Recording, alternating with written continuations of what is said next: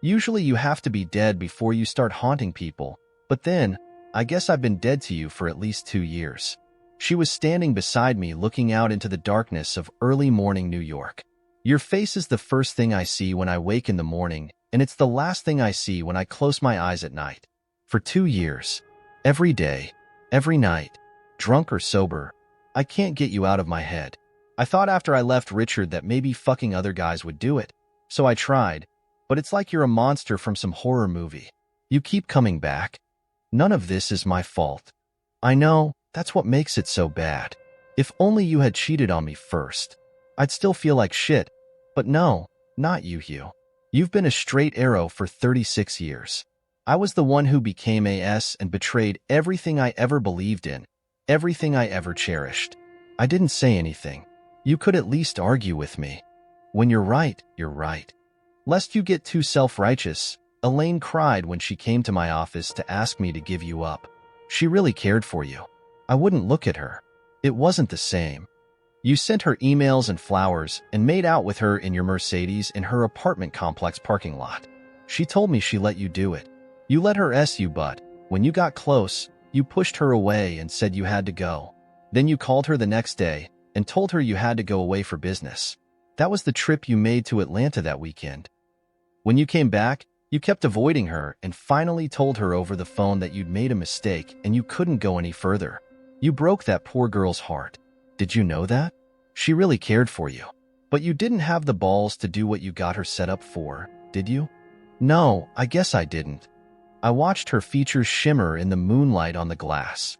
I had gone 2 years without a word from her, and now we were talking like two bitter exes. It was hard to believe. I knew I was hurting her, but I didn't have I don't know. I couldn't do it. I wanted to, but I couldn't. I kept seeing your face in my mind when you found out, like I knew you would. And I knew it would be like eating one Lay's potato chip. I know you remember that commercial. I knew if I did it one time, that first time, if I do it, I'd never be able to make myself not do it a second time. Then I'd be lost. I'd lose you. I couldn't resist, even though I knew it was unfair since I knew now that she knew. So, I gave up that hot, sweet young ass for you. And guess what? I lost you anyway. She came to me to ask me to give you up. She thought if I'd give you a divorce, you'd give in to your burning love for her. She was already planning on 2 children and a home in Bay Meadows. When I told her you were just going through your typical male midlife crisis, that's when she started crying. And she really started bawling when I told her about that blonde waitress from Hooters that you'd been seeing before her. I turned from the images in the glass to look down at her. She was nearly 60, but she could have passed for mid-40s. How did she do it? But I didn't F her, or the blonde from Hooters, or the ad exec from Channel 4 that I went out with 3 times when you were away. I didn't F any of them.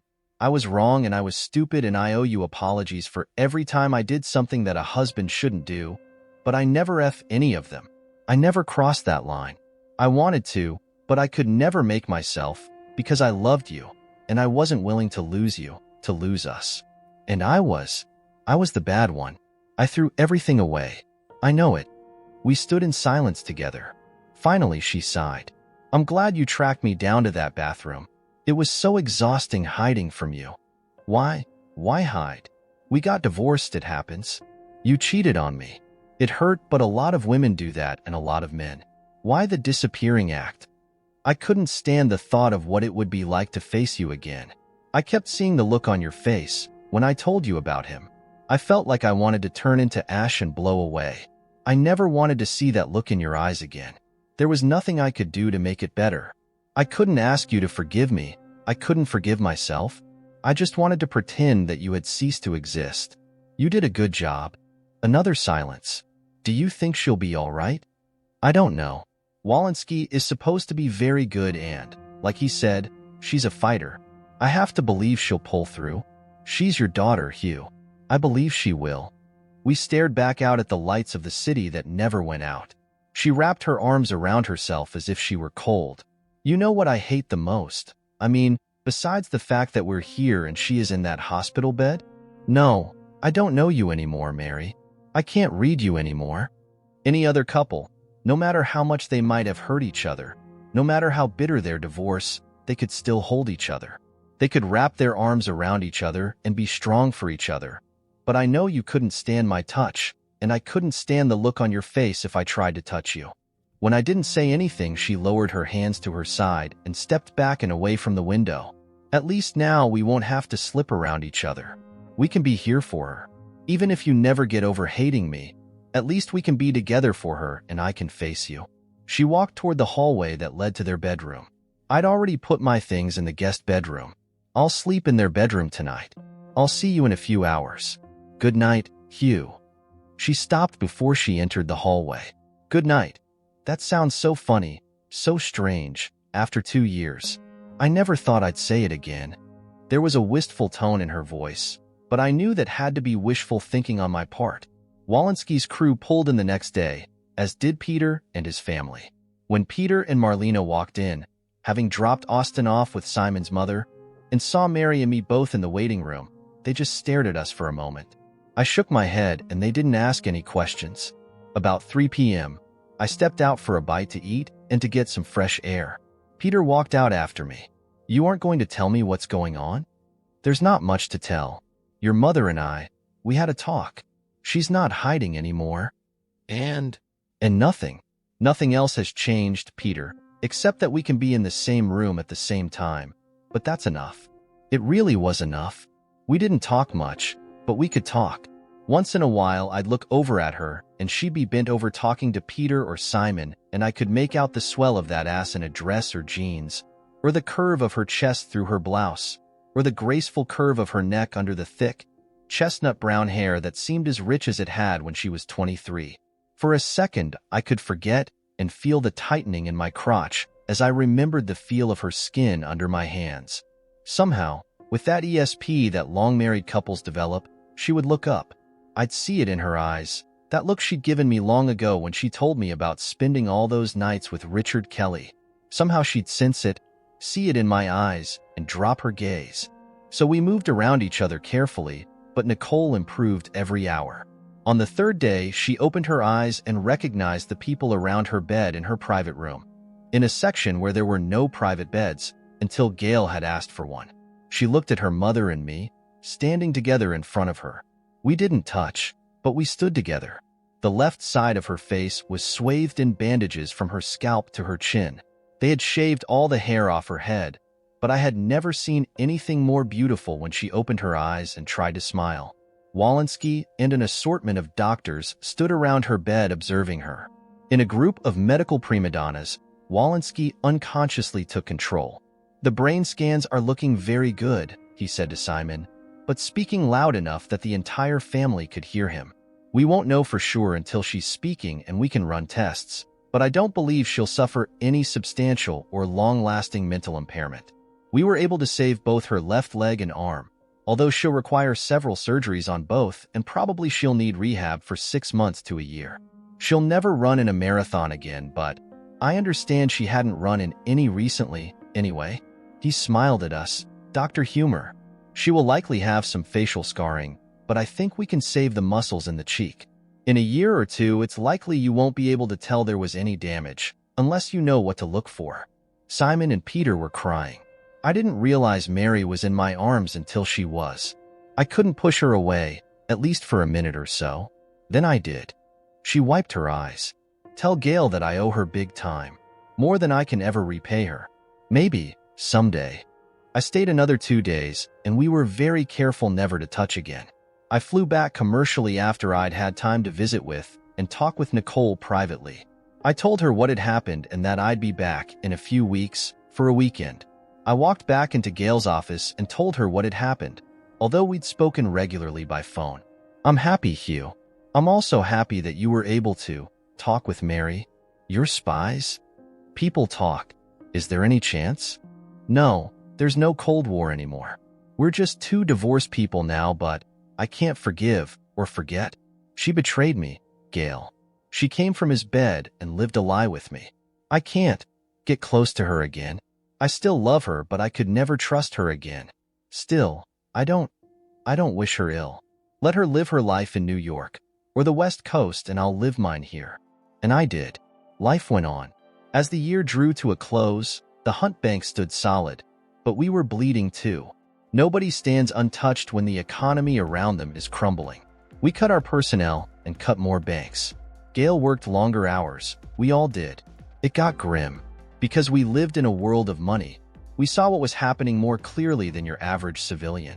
We were going to be able to keep our heads above water. Unless the entire US economy sank, we'd survive, but it wasn't going to be any fun. It got to be less and less fun as the year drew to a close. I don't know why, but it seemed to affect Gail more than the rest of us. Perhaps it was because she'd always been the princess in the glass tower. She had lived a fairy tale existence, provided by a doting grandfather. She'd probably needed it after what happened to her mother and father. The old man hadn't been able to replace them in her life, but he'd loved her as much as any human being could. Then she'd met Robert Sandler in high school, and he had loved her as much or more than her grandfather. So, she was incredibly rich, incredibly smart, incredibly lucky in love and business, and able to play with hundreds of millions of dollars, business plans, and long-range forecasts. She didn't have to fire people, close businesses, or tell people that, in effect, their lives were over. That was my job, and the job of people like me. She didn't hang out with poor people, or desperate people, or hurting people. She lived in a bubble. As somebody once said, the rich are different. I was wealthy enough to know the difference between rich and Gail's kind of people. She was human enough to bleed from the end of her marriage, but that was the only time reality forced its way into her world. Eventually, though, the stench of failure and desperation and the sheer ruthlessness that we had to engage in seemed finally to get to her. There were too many nights that she sat in her office, when everyone but myself and a few others had left, staring at a computer screen and sipping various liquors. There were nights I'd come in just before leaving, she and I the last people in the bank, except for the cleaning crews, and find her sleeping with her face in financial papers. I would awake her, walk her to my car, and make sure her servants put her to bed. Those nights she was too drunk to argue with me. It was late November. I'd flown to New York to spend Thanksgiving with Simon and Nicole. She was out of the hospital and, while she still had surgeries to come, was able to get around with crutches. Peter and Marlena had flown in this year, because of what had happened. And when I got there, I also found Mary waiting. It was the first time we'd been together as a family in nearly 3 years. I thought it would be worse than it was. Mary and I could be around each other now, but I wasn't sure how it would work with the family. Could we all ignore the elephant in the center of the room and tiptoe around her infidelity and our divorce and separation and, I hoped, my almost infidelities of 10 years earlier? I didn't think she'd ever told the kids, and I hoped she hadn't while we'd been apart. I wouldn't appear quite the noble, suffering hero if they had known I'd been fingering young women to climaxes without Mary's knowledge. Still, I kept telling myself I hadn't effed them, and I hadn't effed them for 6 months while lying to my wife. Happily, the Thanksgiving period passed without mishap. The next week I was back to work. Came Friday night, and we had wrapped up work. Gail was making preparations to go out. From her secretary, I knew where she was going and was pretty sure she was going to go to a private club with one of her walking VB, take him home and F him. Unfortunately, she would wind up feeling lonelier in the morning than she had the night before. I knew the feeling. Sometimes friendship is better than hot S, hard as that may be to believe. I had talked to Percy and Bobby, and they had already cleared their schedules. I arranged to meet them there. A few minutes after 5 p.m., I poked my head into Gail's office. She sat back in her chair, her back to me, staring into a desktop computer screen. It had gone blank while she tapped her fingers on the desk. Plans? Nothing special, Hugh. Just wrapping up things. Then I'll have Billy pull my car around and I'll go out with a friend for some drinks. A quiet night. Guess I'm getting old. You're still a child, and I've already sent Billy home with the rolls. She turned to face me, surprise on her face. You did what? I sent Billy home with the rolls, told him to park it and take the rest of the night off. Why? We're going out tonight. You and me and a group of the guys and their better halves. She shook her head. You don't have to do that, Hugh. I wouldn't be good company tonight. That's why we're going out, and you're not giving me any arguments. Remember, it's Uncle Hugh talking. So we pulled out of the bank parking lot in my Mercedes, and I wouldn't answer any of her questions as we left the downtown and headed south on 17. until we crossed over onto the Wild West Side, and then I turned on the side street that led to the big barn-like structure that took up a good chunk of a block. "O'Brien's," she said, when she realized where we were headed. "Of all the places. If you'd told me we were headed for a low-rent saloon, I'd have dressed better." I laughed at her. "It's not Ponte Vedra or the club at Avondale, but it's what you need right now, Gail. You need a honky-donk where you can strut your stuff, get a lot of young guys real horny. We can all get drunk and Percy and Bobby can clear out a saloon. They haven't gotten into a real brawl in years. I think we all need it." It was jumping by the time we got there. I'd called ahead and asked the owner, a former professional boxer named O'Brien, if he could save a spot for me, and he'd promised there would be a table or two when we got there. Of course, some urban cowboys had spotted the tables, brushed off the objections of the waitresses trying to hold it for us, and were sitting and being obnoxious when we walked in. Normally, O'Brien would have cleared them out, but he had his hands full with a catfight between two ladies over some guy in the back, and the three cowboys were sitting leaned back in our chairs and drinking long necks. Percy, Bobby, Percy's boyfriend, and Chauvin stood at one of the tables, looking at the cowboys with their store-bought Western duds, but not saying anything. As Gail and I walked up, I heard one of the bigger cowboys tell Percy, "No saving spots in O'Brien's, sweetheart. Everybody knows that. Why don't you and your girlfriend head downtown? There's a really nice queer bar down there. Take thee and his bee with you too, unless you want to get hurt." Then he looked at Gail and me. "Grandpa, you can sit on the other side of the table, if you'll let Big T come over and sit down with us." "What about it, darling? You look like you could really use a real man right now. Been a while, hasn't it?" Gail looked at him, and an evil grin spread across her beautiful features. "There's a real man around here? Where? I could use a good night's hard F, but all I see are three candy-ass punks that couldn't keep it up long enough to satisfy a high school girl, much less a woman. Can you even get hard?" That's when the fun began. Percy threw the biggest one across the bar, which was a considerable feat seeing as how it was 10 feet away. His friend hit Percy from the back and knocked him down. He couldn't have held him down, except the cowboys weren't alone and two more dived onto his back. Then Percy's friend dived in, and he was no small man. The cowboy who'd insulted Bobby stood up and, in the same motion, threw his beer bottle at Bobby, who moved without realizing Chauvin was behind him. The beer bottle hit with a solid thunk, and she went down holding her mouth. Bobby took one look, screamed, and climbed over the table and began trying to beat the cowboy to death. Another two cowboys jumped Bobby, but all they did was to slow down the process of Bobby killing him. "Oh, heck," I said, pushing Gail out of the way and wading into the mess on the floor that was Bobby and 3 and now 4 of the cowboys and their friends. Like I said, I work out and stay in shape, and I'd boxed in the Army and then in the Police Athletic League for a few years when the Hunt Bank provided 95% of its funding. The first cowboy I pulled off Bobby had a glass jaw. A straight right to the jaw sent him to the floor, and he didn't even move again. The second one was a little tougher, but after I buried the point of my shoe into his balls, he lay down and didn't want any more. "Hugh!" I heard Gail scream. I was turning and saw something out of the corner of my eye. It looked a lot like a mug full of beer coming straight at my head. I'd seen a guy walk into one of those in a bar fight in Berlin back in the 70s, and he never got up again. This guy wasn't playing, except it never reached its target. A hand grabbed it and stopped it in its arc. I backed away enough to see what was happening. A guy who was big enough that he didn't need the weapon, he had at least 3 inches over my 6'2", was poised to put my lights out permanently, but for the dark-haired guy who had stepped between us. He was about my height, maybe an inch shorter. He had the bruises to show he'd been in some serious disagreement in the not-too-distant past. He wasn't muscle-bound, but he looked like he kept in shape. Right now he was staring at the guy holding the mug. "You don't want to do that. This was just a friendly brawl. You hit somebody with that, you're going away for a long time. Just walk away. Let me go, you, or I'll put you down before I take care of the old man. You got 2 seconds.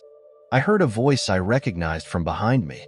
"I ought to let you try to take him, but I already lost 1 plate glass window last month, and I don't want another riot in here tonight. Take a good look. You really want to take him on?" The tall backstabber took a closer look at the man holding his arm, then his glance flickered toward the front of the bar, where a long plate glass window ran the length of the establishment. Something Some recognition flashed in his eyes. A short, dark-haired, limping guy more my age came forward, carrying a Louisville Slugger.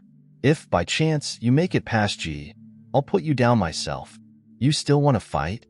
The man with the mug, who looked more like a trucker than a cowboy, thought about it, then jerked his hand away, and the man called, "G, let him go. F it, it's not worth it. There are plenty of better places to spend my money and my friend's money. I'll hate to lose your business, but if that's the way you feel," and O'Brien pointed with the business end of the bat toward the front of the bar. In 5 minutes, a dozen cowboys and their friends had made their way out after making numerous promises to see the queer and the old guy again. We just enraged them by pretending to shiver in fear. I know, it was juvenile as hell, especially for an old fart like me, but it felt good. Percy and his boyfriend rubbed the blood off each other's face and noses, and Percy laughed as he caught Bobby's eye. Bobby had loved on Chauvin's lip where the bottle had busted it, but it hadn't damaged any teeth. Bobby turned to me as I sat next to Gail. "Hugh, you gotta stop dragging us to these dives. 2 upstanding banking executives can't be going around kicking ass in low-life dives."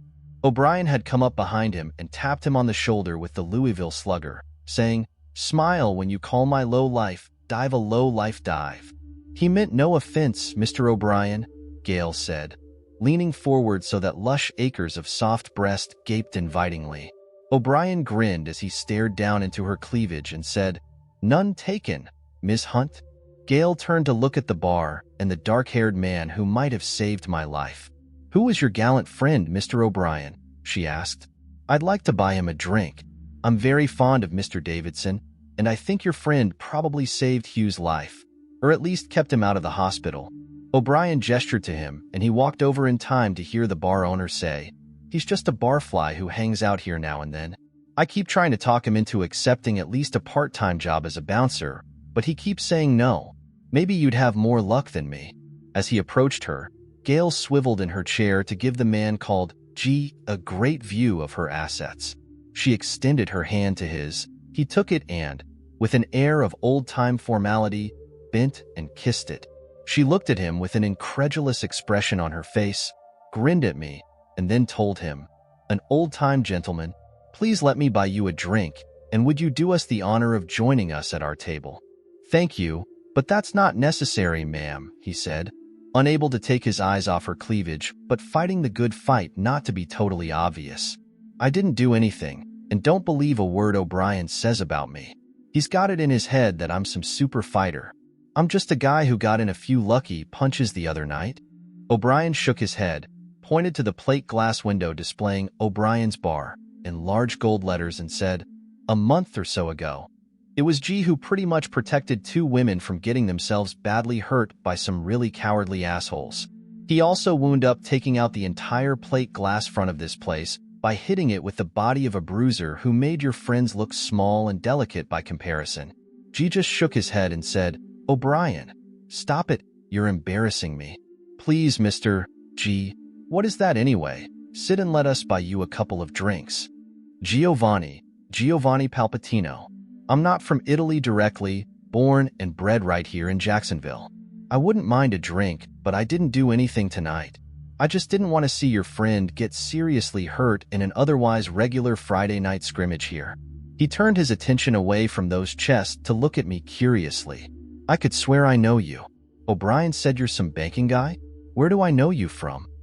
I looked at him, and he began to look oddly familiar. I thought about it, and from nowhere, it came to me. I stood and made a feint at him with my right, while putting up my left to block. He just stared at me for a moment, and then a smile broke out on his bruised face. "I'll be damned. You're the O-dash." He stopped and I smiled at him. "It's okay. I'm the old guy.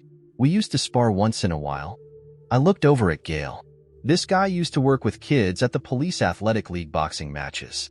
He was pretty good in the ring. "Are you still a?" I stopped and looked at Gail. I thought she was getting into the good-looking young guy, but it would come up sooner or later. "A teacher? No. I got out of the business a few years ago. I'm not sure I did the right thing. Some days I know I didn't. But where do you teach?" Gail asked softly. "Frank H. Peterson, what used to be the West Side Skills Center. Did you ever know a guy named?" Robert Sandler? He was a teacher there. Yeah, I met him the first year I was there. He was a good guy. You know him? I did. It's ancient history. Anyway, it was still good of you to step in, she said, laying one soft hand on his arm. I swear, you could almost smell the female pheromones flowing off her in waves.